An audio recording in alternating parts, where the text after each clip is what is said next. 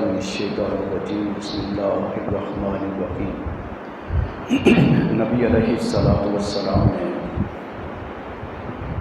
ہجرت سے پہلے مدینہ طیبہ میں 12 سردار مقرر کیے تھے۔ ان 12 سرداروں میں سے ایک سیدنا عبداللہ بن رواحہ رضی اللہ تعالیٰ عنہ ہے۔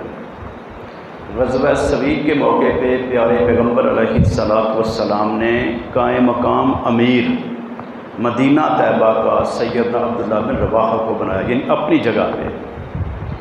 غزوہ خیبر کے اندر جو فتوحات اللہ نے عطا کی تو وہاں کے جتنے بھی معاملات تھے ان کا نگران سیدنا عبداللہ بن رواحہ کو بنایا۔ تو عبداللہ بن رواحہ رضی اللہ تعالیٰ عنہ اکثر و بیشتر نبی علیہ السلام کے ساتھ رہتے۔ کئی دفعہ ایسا ہوا کہ نبی علیہ السلام فرماتے عبداللہ کوئی شعر سناؤ، تو آپ شعر سناتے۔ نبی علیہ السلام خود عبداللہ بن رواحہ کے شعر گنگناتے۔ بیت اللہ شریف میں داخل ہوئے، 6 ہجری میں صلح حدیبیہ ہوا، 7 ہجری میں نبی علیہ السلام عمرہ کے لیے تشریف لائے۔ آپ کی سواری کی لگام مہار وہ سیدنا عبداللہ بن رواحہ کے ہاتھ میں تھی۔ ان نبی صلی اللہ علیہ وسلم داخل مکہ فی عمرۃ القضاء وعبداللہ بن رواحہ یمشی بین یدی وہو یقول، عبداللہ بن رواحہ آگے آگے پیدل چل رہے تھے اور کہہ رہے تھے خلو بن الکفار عن سبیلہ الیوم نضربکم علی تنزیلہ ضربا یزیل الحام عن مکیلہ ویزحل الخلیل عن خلیلہ۔ او کافروں کے بیٹوں پیچھے ہٹ جاؤ، آج محمد کریم آ گئے، ان کے اشاروں پہ ہم تمہاری گردنوں کو اڑا کے رکھ دیں گے اور تم بھول جاؤ گے کہ دوست کیا ہوا کرتے ہیں۔ یعنی اپنی اپنی پڑ جائے گی تمہیں، کوئی تمہیں بچانے والا نہیں، پیچھے ہٹ جاؤ۔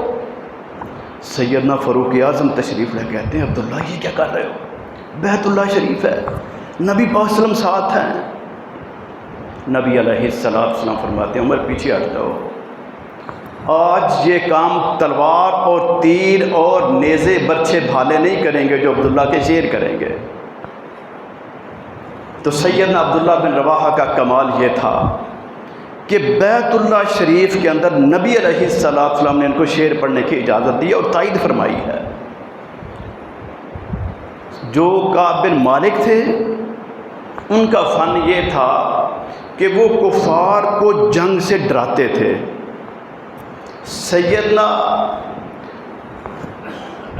یہ عبداللہ بن رواحہ رضی اللہ تعالیٰ عنہ ان کے اندر گھس کے ان کو اس انداز سے مخاطب کرتے تھے کہ بڑے سے بڑا کافر وہ بھی لرز جاتا تھا۔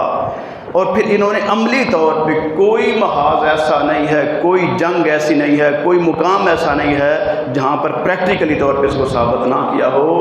تو ہمارے آج کے شعراء بالخصوص نعت خوان وہ کیا کر رہے ہیں، انشاءاللہ کل اس پر بات کریں گے، بالکل اسوہ حسنہ سے ہٹ کے، صحابہ کرام کی شاعری سے ہٹ کے شرک پھیلا رہے ہیں، کفر پھیلا رہے ہیں، بدعات پھیلا رہے ہیں، خرافات پھیلا رہے ہیں، عقیدے کے اندر گند پیدا کر رہے ہیں۔ جتنا گند عقیدے کا مسلمانوں میں آیا سارا شاعروں کی وجہ سے آیا، قوالیوں کے ذریعے سے، نعتوں کے ذریعے سے۔ اللہ رب العالمین ہمیں وہ شاعری سیکھنے اور سمجھنے کی توفیق دے جس کو نبی علیہ السلام نے پسند کیا ہے، اور ہر اس کام سے محفوظ کر دے جس کو نبی علیہ السلام نے رد کیا ہے۔ وآخر دعوانا ان الحمد للہ رب العالمین۔